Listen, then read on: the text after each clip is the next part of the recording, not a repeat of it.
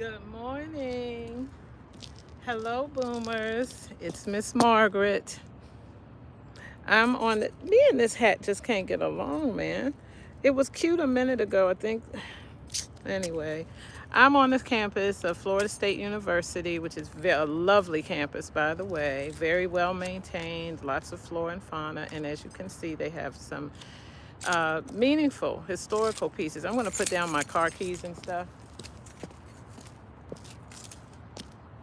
I have something to talk to you about this morning. First of all, Happy New Year. It's still December 31st, but you know what I'm saying. We're going into a new year. How was 2024 for you? Yes, I'm checking my stuff. How was 2024 for you? Mine was from hell, just to be honest. So that's why I'm doing this video, so that we can talk about what a new year cleaning ought to look like. You know what spring cleaning is?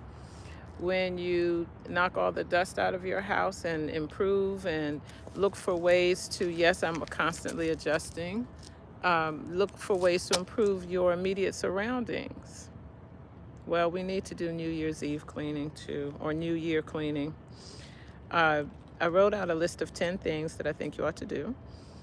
I'm going to do them. 10 things to do going into 2025.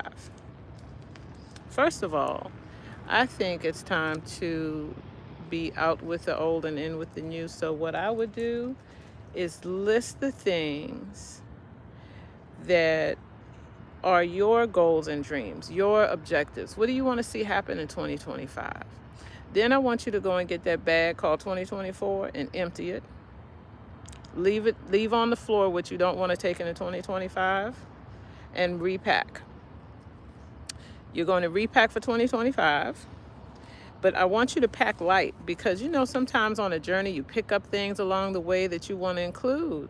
How will you have room to carry them if you filled it up with your 2024 leftovers and your new 2025 that was an overcommitment? So don't overcommit. I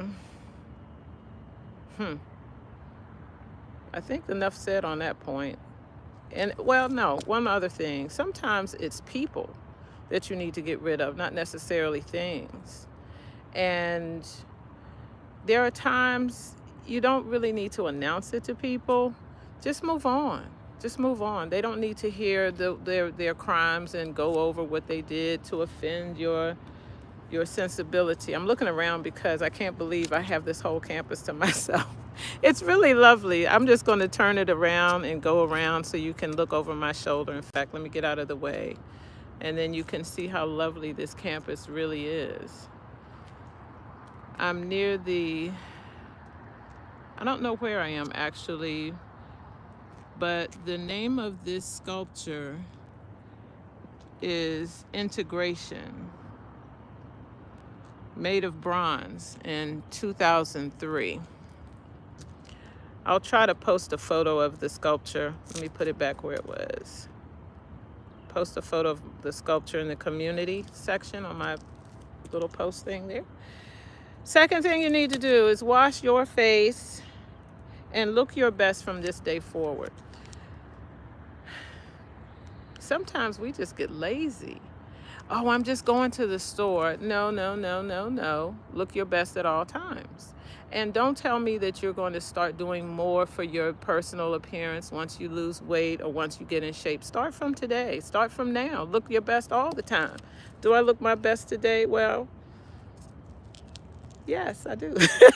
I like this outfit. I think I wear it like a uniform sometimes. But when you feel your worst, look your best.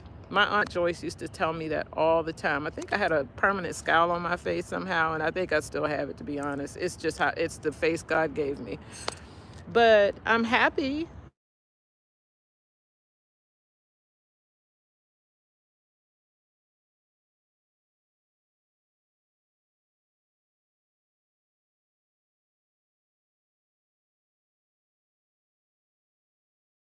Someone was calling me and it stopped. So if you didn't hear what I said, I was talking about my Aunt Joyce and her advice to me over a lifetime that when I felt my worst, to look my best. There's a lady coming and I know she thinks I'm crazy.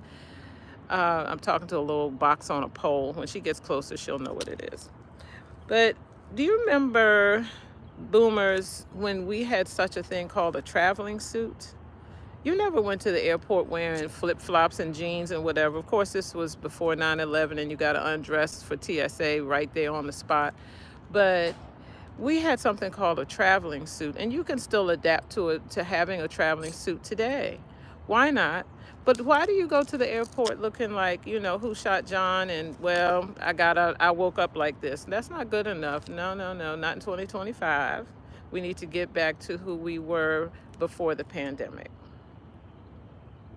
All you Walmart shoppers that go out in your big bunny slippers and what, please stop that. I get so embarrassed. I won't even stand in line next to the person for fear of being confused for being with them.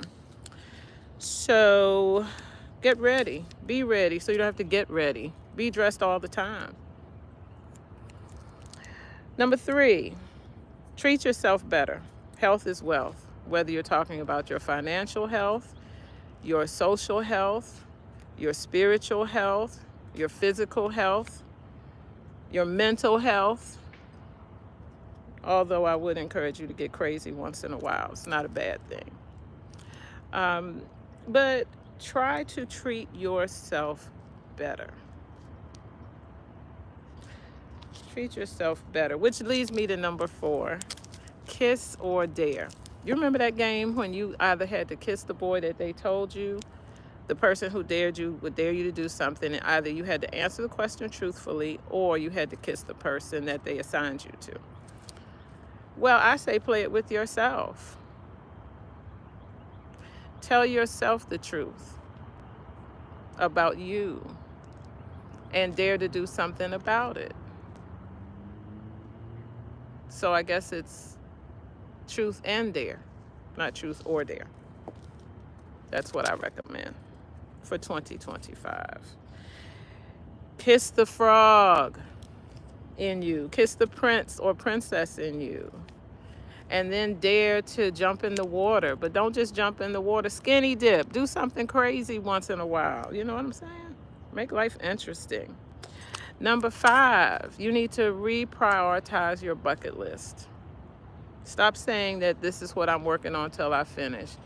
Take a look at that list again. Do you really have to do that right now, this week, this month? I mean, I have a project that I have recommitted to, and one of my friends is going to laugh. I've been writing a book for about 12 years now. The book has been finished for years. I just never really published it because I don't know why I never published the book. I don't have a good excuse. I know why. I have a reason and not an excuse. But now the reason is starting to wane and it's not good enough. So I am going to publish my book as soon as possible. I have a work plan. I set up the calendar for when I'm going to get it done. I wanted it done for Valentine's Day because it's an erotic suspense novel, if you must know. And it's not finished, and that would be a great time to market the book, but maybe I need more time. It's okay. I just need to get the book published. That's the first point. Number 6, raise your standards in how you treat yourself and how you allow others to treat you and how you treat other people. Instead of texting, pick up the phone. What happened to good old art of conversation? We just stopped doing it? Not good enough. I don't want people to text me as much in 2025. I want them to pick up the phone and call me. I'm just saying. And stop, ladies. Well, let me start with the men because I think they offend as much as we do. Men, please stop wearing expandable waist pants.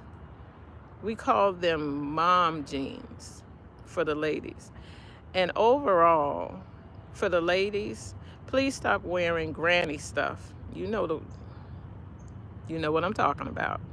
Go get a decent matching undergarment set, foundational items, as they used to be called, and feel better inside your clothes. Stop wearing granny stuff. Not that you are putting on a show or anything. You just want to feel your best so that you exude, you radiate that you're feeling good inside. Am I radiating? Because I sure have on some mean stuff right now. You just can't tell. Anyway, yes, I have notes because I'm old. All right. Number 7, make a standing appointment with yourself to do what? Get your hair did, get your nails did, or do whatever. She just ran right past me and didn't even wave. You see, she needs this list. She needs to treat other people better. Anyway, keep a standing appointment with yourself. I want to go to fancy restaurants and cafes in 2025. I want to get dressed up and act like I'm meeting someone very special and just sit there and read something, read the paper or whatever, and do whatever I feel like doing in that space. Which brings me to number 8, read more. Only people who read are really interesting. Have you ever noticed people who don't read, they have nothing to say except what they heard somebody else say? You see that guy? He tried to sneak by me. Morning. He ignored me. You see what I'm saying? I need to go hand him this video link so he can improve. Anyway, read more.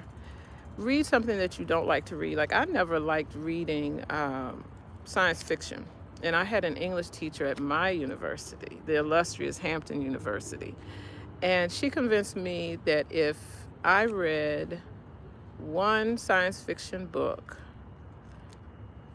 she would give me a pass on some other assignment or credit, I don't know. And it ended up being Octavia Butler. And I love her now. So sorry she's gone. I would love to read more and more and more. And I have really abandoned my reading habit. I read a lot when I first moved to New York because I was on the subway or the bus or waiting for something to show up. And I really got a lot of reading done. And now that I drive all the time, who's got time to read? You're at a light, you know. And I don't like audiobooks as much. I find they don't challenge me, and I don't learn a lot in terms of communication. So, my 10 cents. Number 9, get lost and break your routine. That's how I ended up here, because what business do I have at FSU? None. I am not a student, but I like the campus, and I kept saying I would come and check it out. And before I leave, by the way, I'm going to walk you down this little walk path here, a bricked paved way. It's just lovely. I'm sure when the trees are in bloom, it's just to die for as a view. Ride into areas that you normally don't, and stop taking the same way home every day. How boring are you? That was a little bit of drama. I was acting. All right. Number 10 is count your blessings and be grateful for them. Sometimes you need to write it down and not go over it in your head and assign it to other people. What have you done for yourself? What have you done for other people? Those are blessings too, right? Not just what other people do for you. Bonus, write yourself letters. I was so aggravated at one point in my life. I wrote myself a letter and emailed it. And every time I'm somehow regretting a decision, I go back to that letter and I reread how I felt at the time. And unless I want to go back and feel that way again, it's a deal breaker. I'm not going back there. Write yourself a letter on your journey in 2025. I'll bet you'll be surprised.